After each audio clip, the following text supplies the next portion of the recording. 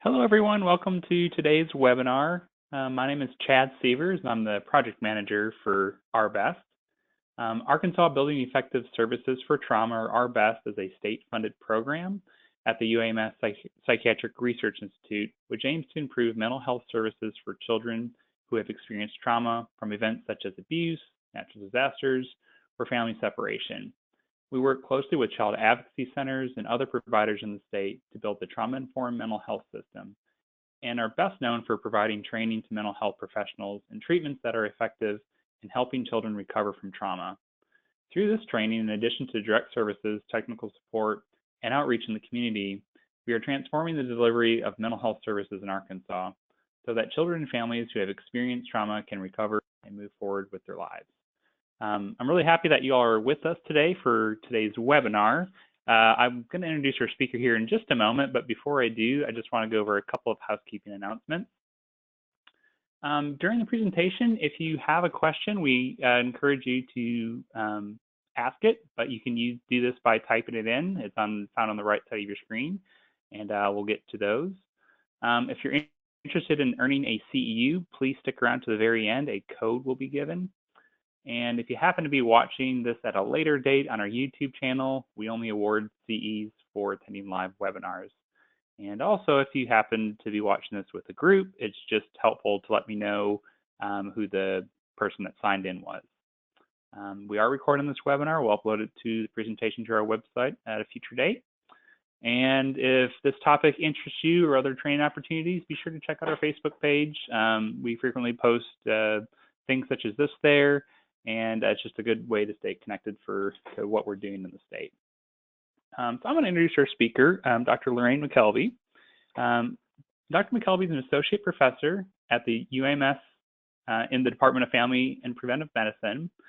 Lorraine has been actively involved in the study of children at risk for poor developmental outcomes and has published and presented findings examining outcomes for children living in the context of environmental risk. Her research focuses on the measurement of ACEs, which we're going to be talking about today, the impact of specific ACEs like family violence and parental depression on child development, and the impacts of intervention, specifically home visiting and other protective factors on development. So I'm going to turn the webinar over to Dr. McKelvey, and that's all I've got. So Dr. McKelvey, the show is all yours. Thank you, Chad. Thanks so much for the introduction. I'm very happy to be here with you today. I'm excited to share some of the work that we've been doing around screening for ACEs here in the state. I just want to give you a little roadmap of what I'm planning to cover with you today. We're going to talk a little bit about the original ACEs study and how ACEs impact development. We're going to talk about how Arkansas is doing in terms of ACEs, specifically for adults and children. We're going to talk about ACEs measurement and screening and what we know about how to do those, as well as the work that we've done to develop a screening tool for ACEs. We're going to show you how we validated it and how it's working for families with children under the age of 5 who are served in home visiting programs here in the state of Arkansas. And then finally, we're going to discuss some of the considerations that you might want to think through if you're thinking about implementing ACEs screening with children in your particular program.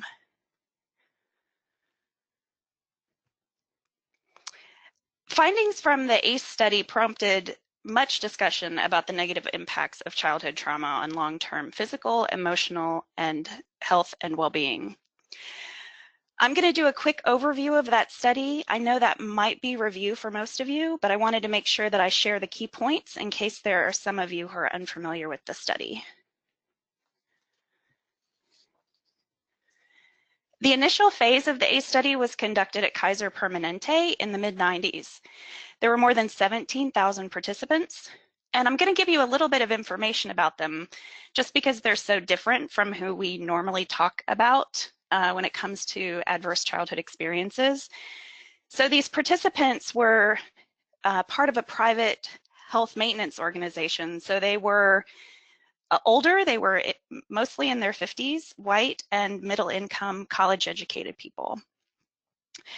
The study participants completed a confidential survey that contained questions about their childhood and family, as well as their current health status and behaviors. And those survey questions were combined with results from a standardized physical exam. The ACEs that we talk about pretty consistently in the original study included 5 categories of child maltreatment, as you can see, abuse and neglect, as well as 5 categories of household dysfunction, including mental illness, substance abuse, intimate partner violence, incarceration, and parental separation. The original ACE research really demonstrated that as the number of ACEs increased, the risk for health problems increased as well in a strong and graded response. We tend to call this a dose response. So these adults were retrospectively reporting about ACEs in their childhoods, things that were experienced before the age of 18. And these ACEs were related to adult psychosocial problems, including depression, anxiety, and suicide, externalizing problems like aggression and intimate partner violence. ACEs also increased the likelihood that individuals would participate in risky health behaviors like smoking, abuse of alcohol and other drugs, and risky sexual behavior. And then ultimately, ACEs were associated with an increased likelihood of serious illnesses in adulthood, including things like obesity, cancer, and diseases of the heart, lungs, and liver. So now I'm going to move to show a little bit about what we know about ACEs in Arkansas's families. Arkansas collects information about ACEs through the Behavioral Risk Factor Surveillance System. At the state level, we call that BRFIS. The BRFIS is an annual state-based telephone survey that collects data from adults in states regarding health conditions and risk factors. In Arkansas, we collected ACEs in 2009 and in 2016, and this graph shows you that comparison. It's important to emphasize that these aren't necessarily a pure apples-to-apples comparisons because the CDC did change their survey methodology from 2009 to 2016. But when we compare them, we actually see that the numbers of exposures that people have to ACEs have gone up here in Arkansas. You can see that the number of individuals reporting 0 ACEs has gone down, and that's about 4%, as well as the individuals who report 4 or more ACEs has increased about the same amount.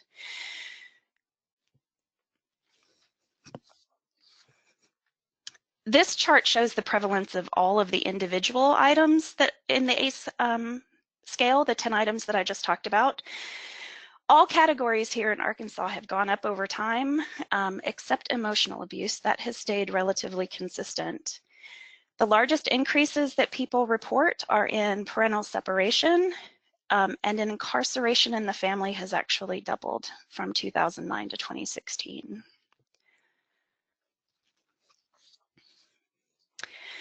So the original ACE study and the BRFIS asked adults to look back in time, and now we're really trying to understand what's happening for children in their lives right now. So here's data from the National Survey of Children's Health.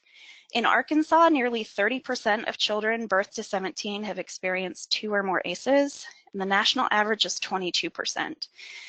We currently rank 49th in the country for children with 2 or more ACEs. Here's the 2016 national survey data that shows the breakdown by each individual ACE. The red bars are the national averages and the blue bars show Arkansas's. As you can see, our children are having many adverse experience at rates that are higher than the national average. Here in Arkansas, 1 in 3 children have experienced divorce, separation, or extreme economic hardship. About 1 in 10 has experienced living in a household with alcohol and drugs or mental illness.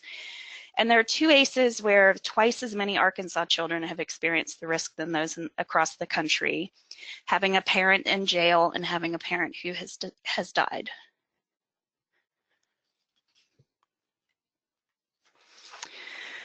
Another way to look at this is that in a classroom with 30 kids in Arkansas, more than half of them have experienced ACEs, and that puts their health and long-term well-being at risk. About 1 out of every 3 children has 2 or more ACEs.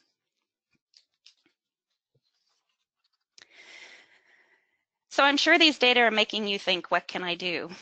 A recent American Academy of Pediatrics policy statement recommended that pediatricians be prepared to provide anticipatory guidance for promoting development, so helping parents know what they should do to support development, screen for risk factors associated with ACEs and toxic stress, and identify resources to help families address the risks that are identified.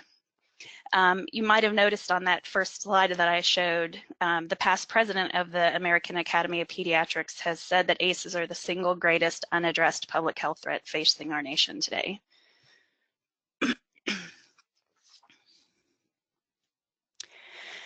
I just want to show you, I know this slide's really busy, please don't feel like you have to read it all, but I just wanted to show you that screening for ACEs is not only a national, but a local recommendation. So here is the Early Childhood Mental Health Strategic Plan for the state of Arkansas. It includes screening for family risks that are identified as ACEs. And Strategy 1C actually suggests that we use tools that have a history of successful implementation within the state.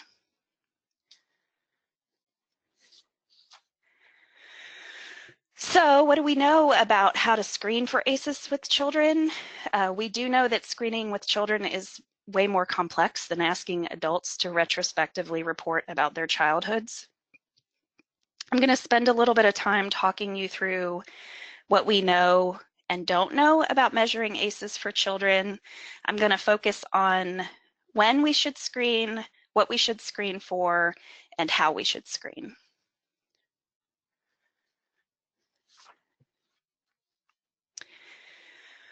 When it comes to when, there's really not a lot in the literature about the timing and frequency of screening. We do know about the importance of starting in infancy and toddlerhood, though. So we have recently published a paper that looks at ACEs that were experienced between the ages of 1 and 3, and how those relate to school outcomes and behavioral outcomes in middle childhood at age 11. So as you can see, ACEs experienced in the infancy and toddlerhood period were associated with increased odds of negative school achievement and psychosocial problems. So they were more likely, the more ACEs that you had, the more likely you were to have been retained in school a grade, to have an IEP, and then to have clinically elevated internalizing and externalizing problems and an ADD or ADHD diagnosis ever. So while we don't know exactly when we should start screening, we can recommend that we start early. Another study that gives us a little bit of information about when we should screen is a study that we've done recently that looks at the patterns of exposure to ACEs. So using that same data, we examined the pattern of ACEs at age 1, 2, and 3 for children. You don't need to fully digest this graph. I just wanted to show you that we found 5 patterns of exposure. Thankfully, the most common was the consistently low group, and the smallest was the consistently high group. But there were also equal numbers of children who were exposed to ACEs that go up over time, go down over time, and were higher at age 2 than at age 1 and 3.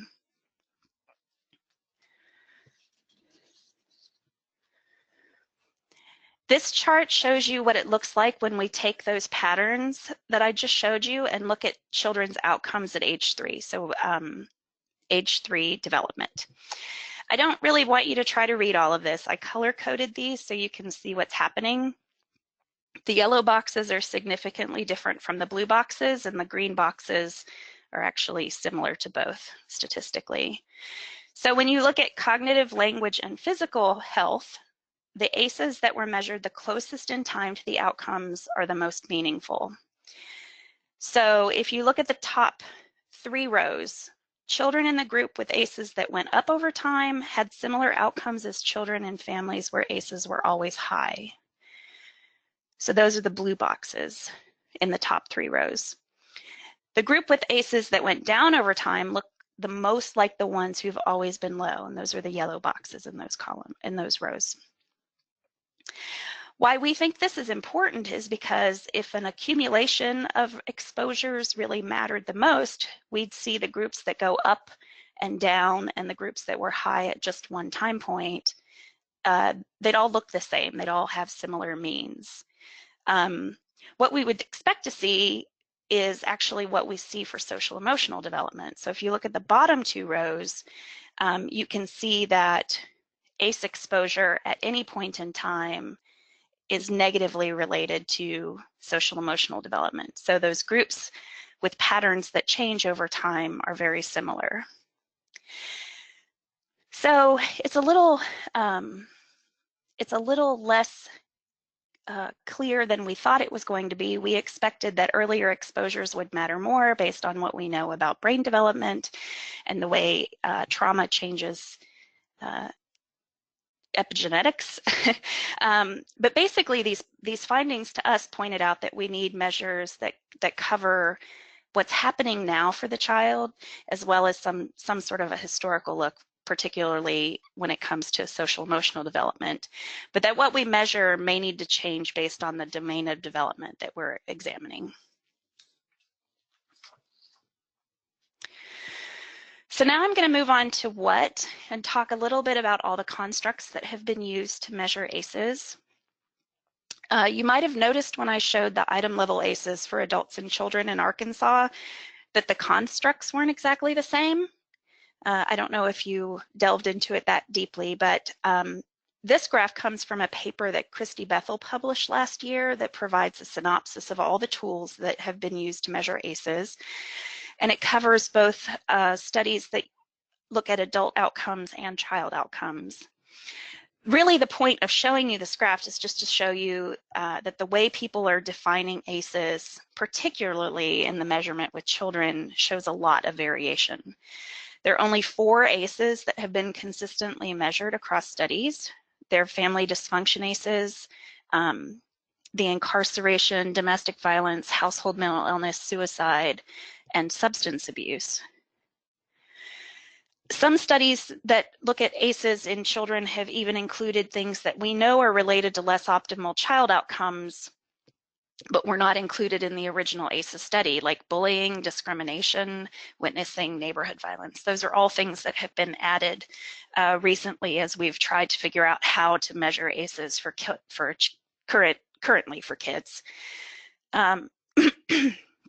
Even with all of these variations in measures, I do want to say that across all of these studies, the findings are similar. So the more these risks accumulate, the less often kids have positive outcomes. But I wanted to show it to you so that you know that they're, especially when you start delving into the ACE literature, that we're sometimes comparing tangerines to oranges. It's all citrus fruit, but but we've defined it sometimes differently. So now I want to share a little bit about how we tend to measure ACEs. There are some studies that have relied on clinician reports of abuse and administrative data related to child abuse. Those are the italicized studies. But the vast majority of studies that have looked at child ACEs really rely on parent self-report. Findings from that study that I showed you in the beginning, the National Study of Children's Health, really does suggest that parents are okay with answering questions about ACEs for children. And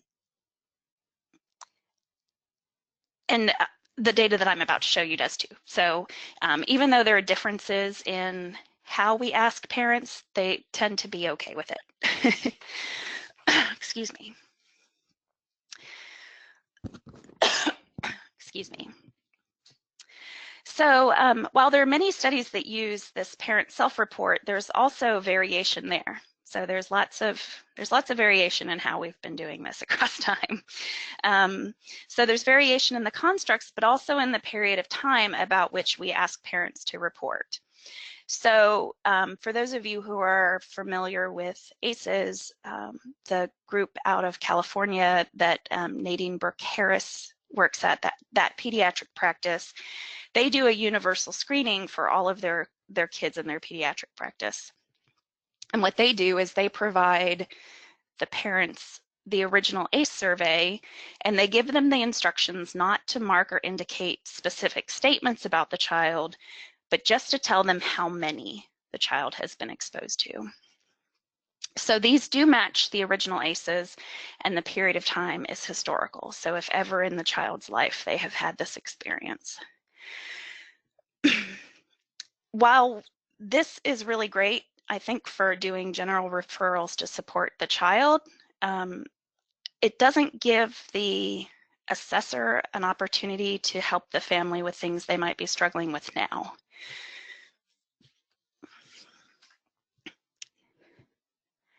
So that's really what we wanted to focus on. We wanted to focus on how we could use the original ACEs and administer them to parents in a way to answer about their young children's experiences.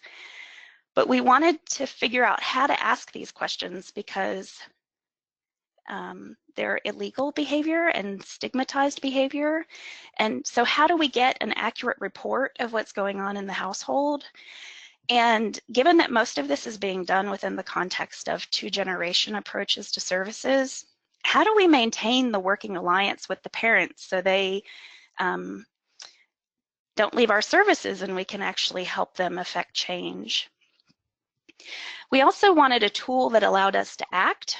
So if you think of parental depression, while the parent having been depressed at any point in the child's life is important,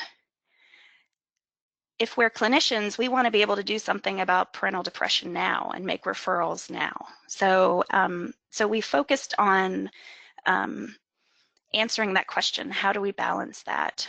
And there are many methods available to screen for a lot of these risk factors individually, but we weren't aware of anything that kind of put them together in an easy to use package. So we set out to do that, to look at how we could measure ACEs with questions that would get us accurate reports, keep the family engaged, and give us the opportunity to help them. So now I'm going to share information about the ACEs screening tool that we've developed, but before I do that, this would be a good time if anybody's asked any questions in the chat box. I can't see it. If you have questions, yeah, feel free to type them in. I'm not seeing them right now, but we'll answer them as they come up. Okay, I can do that.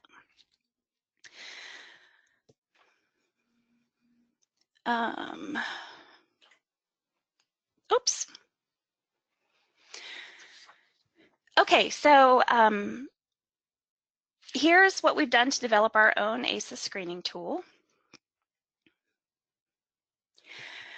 What we did is we used data that was collected as part of the evaluation of our home visiting programs here in the state. They're funded through the Maternal, Infant, and Early Childhood Home Visiting Program from HRSA.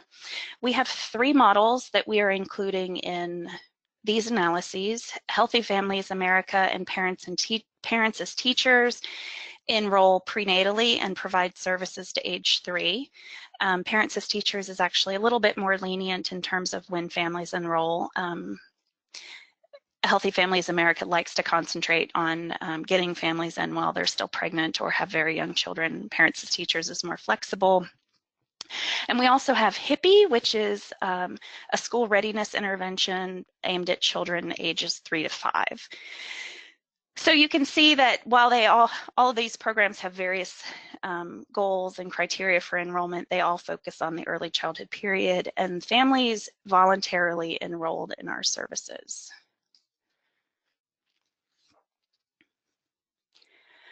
We use data collected when families enrolled in services. We have 1,282 families that are included in these analyses. We did exclude families who enrolled in pregnancy because there weren't any parenting behaviors to include. However, this is work that we would really like to do. So at least for this analysis, the majority of families are enrolled in HIPPY, about 60%, and the other 40% are in PAT and HFA. Our children were 33 months old on average, so a little less than 3, and they were equally male and female.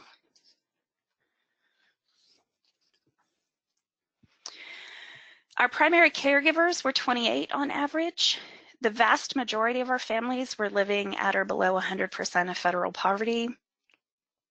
The racial and ethnic makeup of our families that we serve is actually similar to that in the state, except we have an overrepresentation of families of color. The majority of our caregivers reported having a high school diploma or general equivalency degree, and our families were about equally divided into being single or partnered.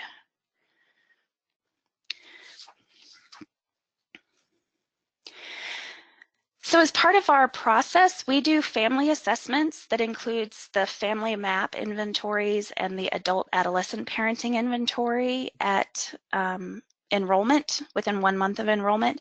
We also do child screenings. We use the ASQ and the ASQ-SE. I'm sure you're all familiar with those. We selected these instruments because they could be implemented in the field by program staff. We really wanted to choose instruments that would be useful to the home visitors in providing the services to the family. I'm going to go a little bit more in depth about the Family Map just because that's the tool that we use to develop our ACEs index. They were originally developed here in the state to be used within the context of home visits. They were developed for Head Start, actually. Head Start has to do 2 home visits a year, and we wanted to provide some structure around that. They are accepted by PAT nationally, and they are used by Head Start and early Head Start programs across the nation. The Family Map has 3 tools. There's a prenatal, an infant toddler, and an early childhood version. And there's semi-structured interviews that measure 12 areas of parenting, as well as the family and home environment. The areas that we cover range from everything from economic security to monitoring the child, from discipline and parental warmth to school readiness and household safety. So it really covers pretty much everything. Here's an example of the format. I wanted to show you this piece of the tool just because it's one of the variables that I'll show you in a little while that we use to test the validity of our ACEs measure. This is parental warmth. It's an observation that the home visitor reports on once the Family Map interview has been completed. The thing that I wanted you to see, and one of the reasons that the home visitors really like the Family Map, is it's clear when it's being done if the area is in need of improvement and could be a goal that the family and home visitor work on together. So this is parental warmth. Are they touching the child affectionately during the interview? Did they smile at and praise the child? Did they use positive expression? And here, if 5 of these items are in the absent or barely there category, we consider parental warmth to be an area of risk.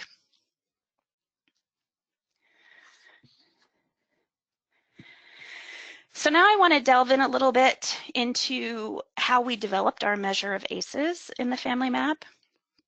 We looked at the original 10 items from the CDC, so that second or third slide that I showed you in the beginning, and identified the Family Map items that directly tapped those constructs. We did struggle with whether or not we should include some of the other things that we know are related to child outcomes that researchers have been including, but we wanted to stay as consistent as we could to the original study. So that's how that was the choice that we made. The difference is that the Family Map gives us a current environment in which the child is developing. It allows us the ability to measure change in risk across time and to measure behaviors that we might be able to positively impact through intervention and referral. So if you think of the child maltreatment ACEs we discussed in the beginning, let's look at the physical abuse item, and that's in the second row. The original construct was defined as, did a parent or other adult in the household often or very often push, grab, slap, or throw something at you, or ever hit you so hard that you had marks or were injured? If you think about that and how we'd ask what's happening now in the family, we can't just say, are you physically abusing your child? But we can ask if the child has been physically hurt and how the parent disciplines the child. So in the family map, there's a pretty comprehensive section on discipline, and we chose what we thought was extreme. So the parent says that they are willing to spank with an object.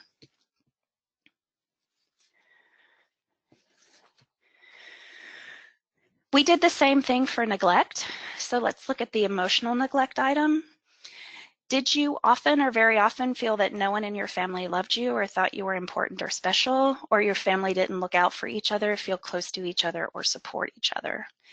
So in the family map, we have items from a family conflict and cohesion scale, and that's what we use the family cohesion items. Family members feel close and help and support one another. It's 2 items, and if they never or rarely answered those that never or rarely happens, then we included them in the emotional neglect risk.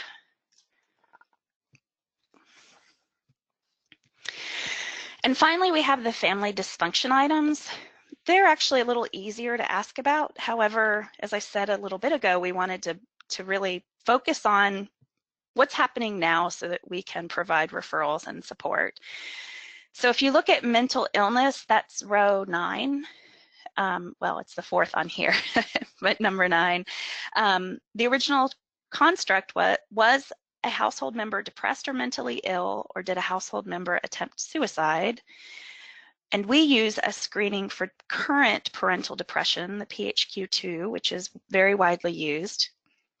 And then we allow the home visitor to tell us that they're concerned about how mental illness in the family might be impacting the child.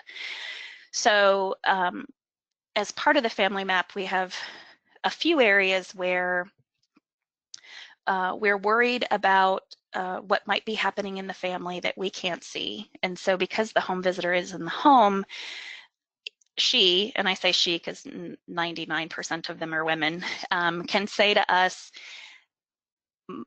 grandmother has schizophrenia and it's really impacting the family. So she can let us know that, not in those words, but in that rating.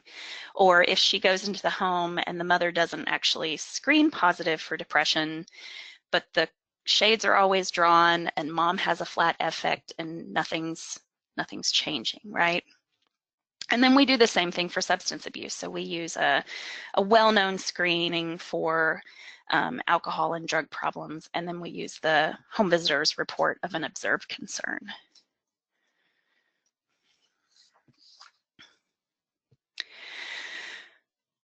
So the original study was retrospective reports by adults of their whole childhoods. Our kids are about 3. Here we see each ACE that we defined using the Family Map ACEs compared to the original sample.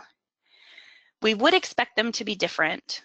There are some pretty big differences. Substance abuse, for example. Our sample is much more economically deprived than the original sample. As I said, there are only 3, so they haven't had 15 more years to experience the adversity. And we're also measuring with proxies and not actual risks, right? However, when you look at total ACE exposure, the proportions of the sample in our study really mimic what was seen in the original study. In fact, our children show slightly more risk than the adults in the original study.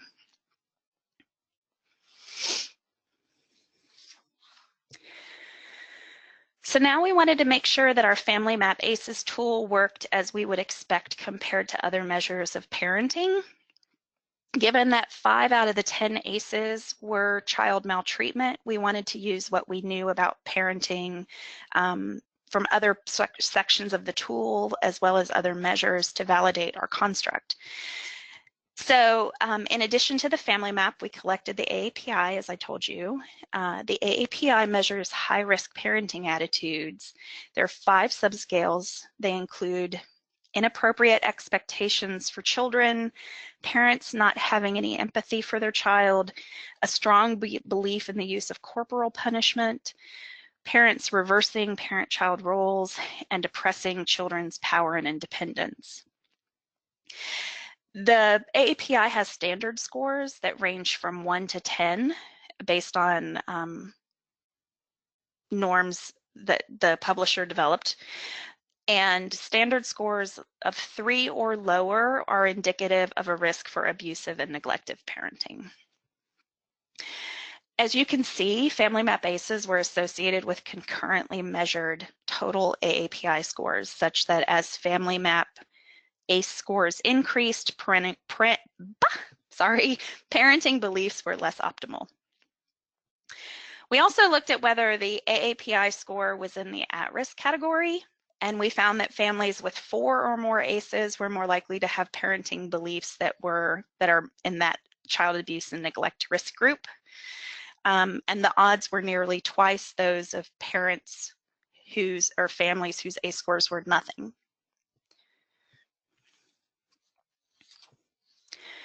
Another parenting behavior that we looked at was that parental warmth section that I showed you a little bit earlier. The family map uses 8 items from a tool called the Piccolo, and this tool is developed out of Utah by Lori Rogman. It includes items that reflect, I showed you a little bit earlier, affectionate touching, smiling, praising, and positive regard. Emotional neglect is defined as having 5 of the 8 areas that were in the blue shaded area, as I told you earlier. So like what we saw with abuse and neglect beliefs, ACEs were related to interactions that were less warm as ACEs increased. And when we look at whether or not families fell into that risk category of having 5 or more of the behaviors in the risk area in the blue, parents and families with 4 or more ACEs, the odds were 8 times higher that they would be scoring in the low parental warmth category compared to those with no ACE exposure. So we were happy with the way that this was working compared to other measures of parenting that we had.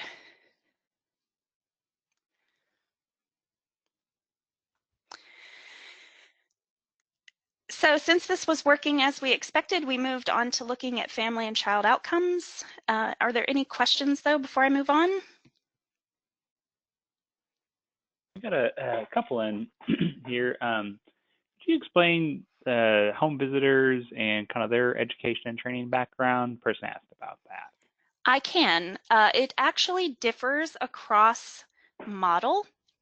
So national HFA standards are a bachelor's prepared person with a social work or psychology background, and they, at minimum, and they really want people to have infant mental health training. Parents as teachers is a little less than that. They like bachelor's prepared individuals. They don't ask for an infant mental health specialization. And then HIPPY uses peer support. So all of the home visitors in HIPPY were once HIPPY parents. So they have the least amount of education and training. Okay.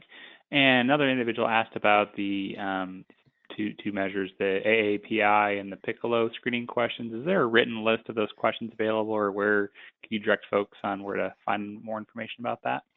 I'd be happy to do that. The AAPI is published out of, I also think, Utah. Stephen Bavilek has developed that tool. It's been used for, I don't want to say forever, but maybe forever. And yes, when we're done, I'd be happy to, if you want to get an email address, I can send that out. Okay. And the information about the Piccolo, it's actually managed through Brooks Publishing. All right, well, that's all the questions we have right now. Okay. So we will start talking about family and child outcomes related to our ACE measure.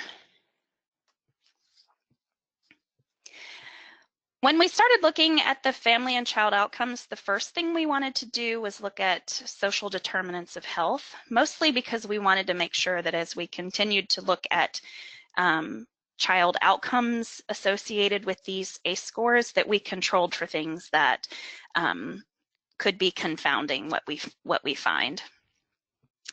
I have a few slides here in a row that all look the same, so let me take a second to orient you to the graph. These bars are adjusted odds ratios. So at the top of each slide, I tell you what it's controlling for. So we controlled for basic demographics in this analysis. Each bar compares the number of ACEs in the legend to children in families with no ACEs. So if you look at the basic needs risk graph, the blue bar is the odds ratio that compares children in families with one ACE to children with no ACEs. The next bar, the red one, is the odds ratio comparing children with two ACEs to children with no ACEs, and the purple bar compares 4 or more ACEs to children with no ACEs.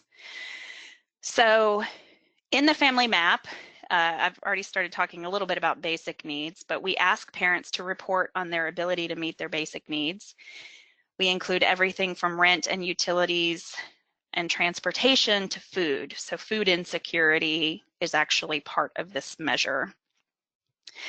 As you can see, the ability to meet basic needs grew worse as the Family Map ACES scores increased. Even having a score of 1 doubled the odds of not being able to meet your basic needs compared to families with no ACEs. I was astounded, honestly, when I saw this. Meeting basic needs was the most difficult for families with 4 or more ACEs, where the odds are 12 times higher that they will have issues meeting their basic needs. What I was also happily surprised by was when you look at whether or not children have health insurance, that is largely unrelated to ACEs. So this is definitely some evidence that our CHIP program is working. Only 4% of our kids in home visiting were enrolled without insurance. That was 77 kids out of 1,282. So that is something we were very happy to see. The next set of analyses that we looked at examined the environmental risks to which children are exposed in their home and environments. So we look at home and car safety risk. This in the family map includes items that measure car and fire safety, access to poisons, and other injury preventions in the home. The odds of scoring at risk were more than double for kids with 2 and 3 ACEs compared to none, and were nearly 5 times higher for kids in families with 4 or more ACEs. And we see something really similar with secondhand smoke exposure. We ask parents who do the family map if they smoke, if anyone smokes in the home and if anyone smokes in the car, and exposure to secondhand smoke is about double for kids with 2 or 3 ACEs, but 4 times as likely for kids in families with 4 or more ACEs.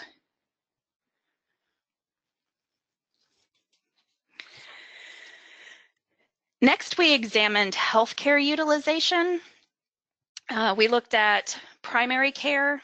The healthcare use risk is really having a primary healthcare provider and having had well child visits in the last year.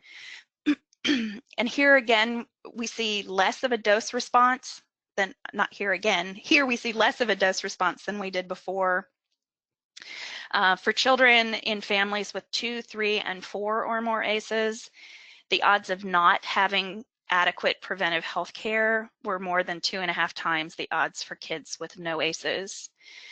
And then we also looked at urgent medical care. So we asked parents during our interview to report the number of urgent or emergency medical care visits they'd had for their child in the last 6 months.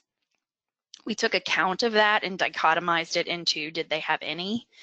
And here we see a similar effect where kids with 3 and 4 or more ACEs are almost 3 times more likely to have had emergency medical care.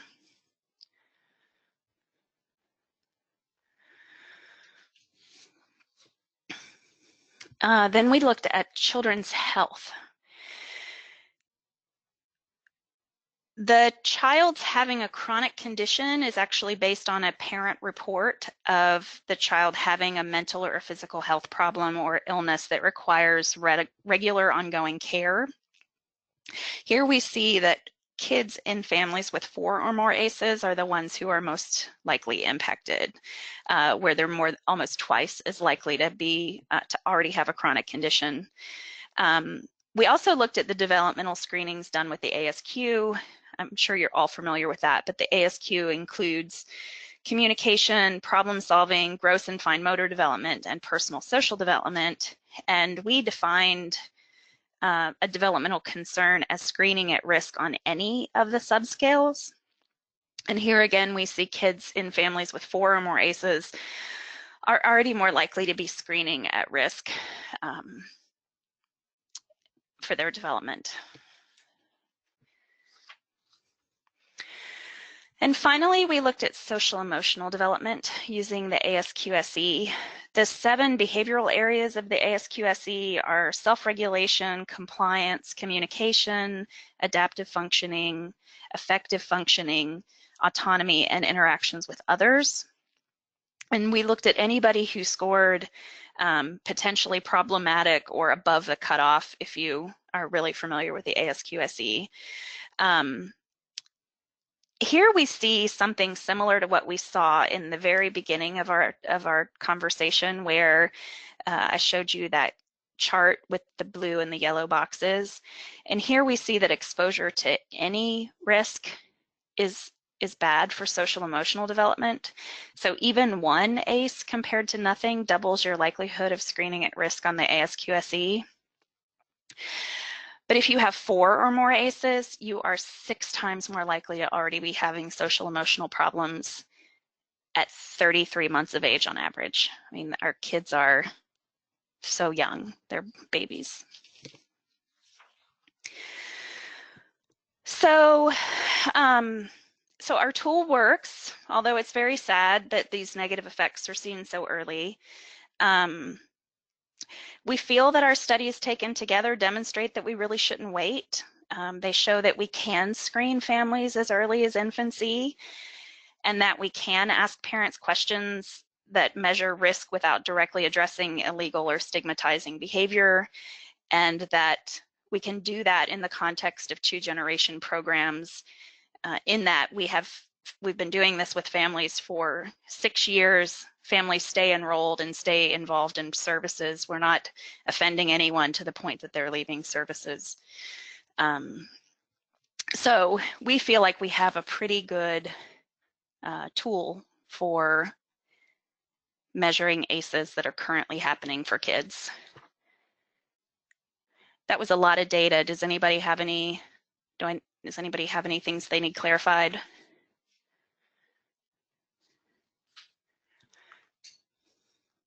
Not seeing any questions at this point.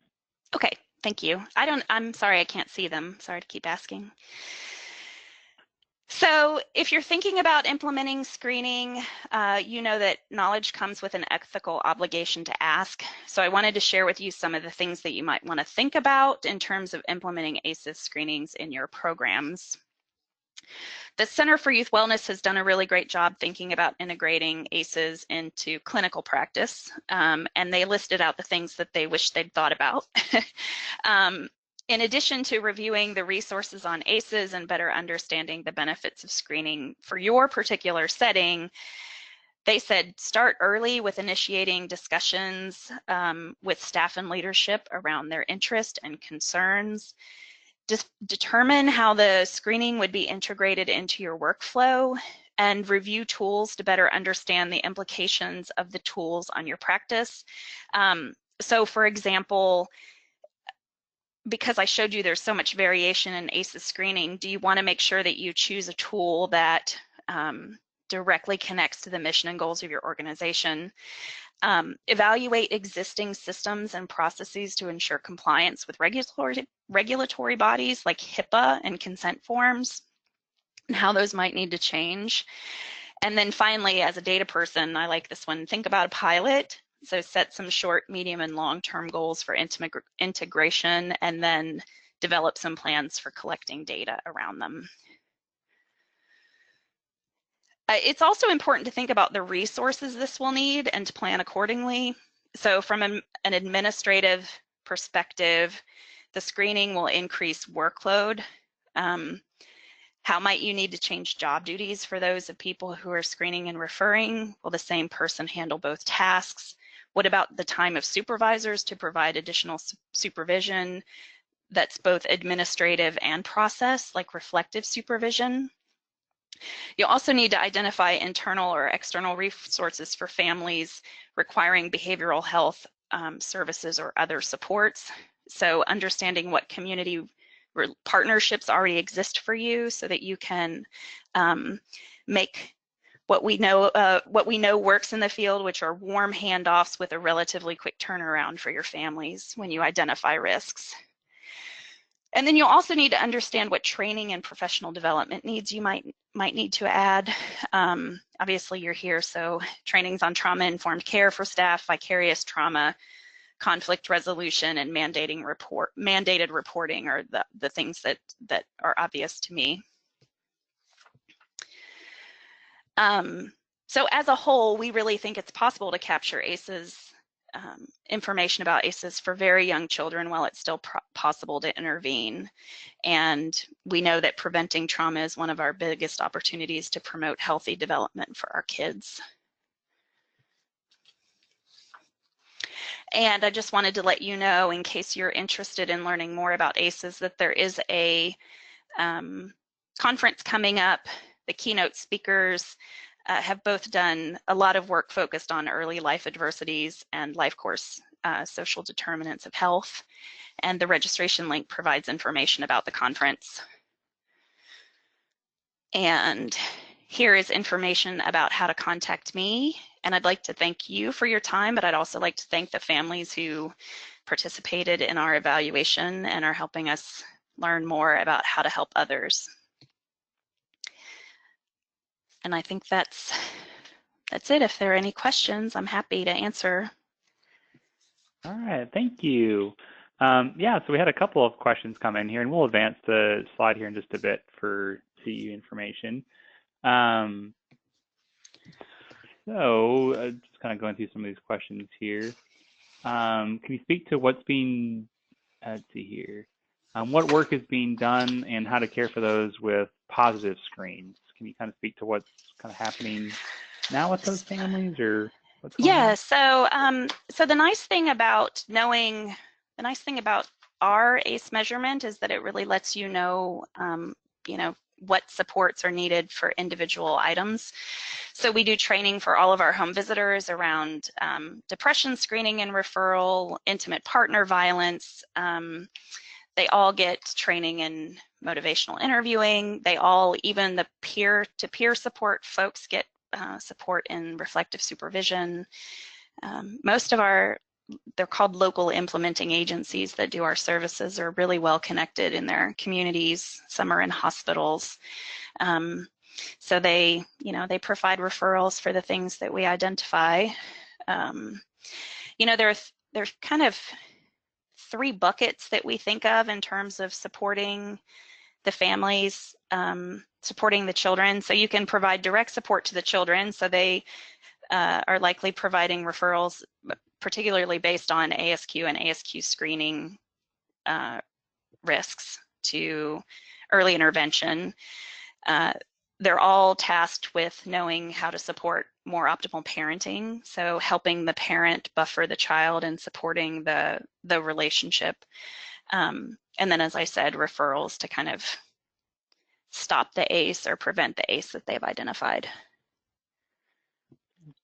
And kind of a related question, but is any suggestions for programs to build resilience in pediatric populations, foster care? So the Center for Youth Wellness has done a good job listing out all of the kinds of resources that they put in place to make referrals. The Robert Wood Johnson Foundation has a nice list of things that can be done to support families, including, referrals to home visiting and parenting education. Trying to find that. I would say, honestly, the Center for Youth Wellness probably has the best information. Most of the information from the Robert Wood Johnson Foundation is mostly policy related. So, helping our politicians understand that paid family leave and support for home visiting is important. Helping our politicians know that access to quality child care and early childhood mental health consultation and child care is important, those kinds of things. But direct services, I think the Center for Youth Wellness has the best list, and I'd be happy to provide you that guide. All right, thanks. I'm just going to advance to the CE slide, so folks have to kind of jump off here and get to the next appointment. So the code for today is ACE. My email is up there if you want to just go ahead and send me an email if this is something you're interested in. It's helpful if you let me know your first and last name. Makes it easier for me to look up when you signed in. And if you watch as a group, it's also someone could just let me know who the person that was the original to sign in. That's also helpful to verify attendance. And we'll kind of end on this question. If we have any more, we can kind of stick around. But you mentioned earlier Nadine Burke-Harris, and I guess now kind of the famous pediatrician for implementing these ACEs. Have you worked with pediatricians here in the state, or are they just kind of thoughts on that, on if they're open to doing this sort of thing? And yeah, so I'm in a family practice setting, and we honestly don't see many children. We seem to see more adults. So we are implementing or working on implementing ACEs screening for adults in our clinic. There are clinics around the state that are doing ACEs light kind of screenings, so social determinants of health kind of screenings, where they're targeting some of the same pieces of information, food insecurity and those kinds of things. Children's Hospital has a clinic in the southwest corner of Little Rock that's doing that, for example. So yes, it's happening, but it's not happening, at least to my knowledge, very widely. all right. Yeah, if there's any final questions, get them typed in, and otherwise we can follow up afterwards. Dr. McKelvey, thank you so much for your presentation today. We really appreciate it. Happy to. And feel free to email me too with questions if they come up. All right. Well, I'm going to sign off here. We'll leave this slide up for folks who need it for the CE information. But thank you, everyone, for attending today. Thank you.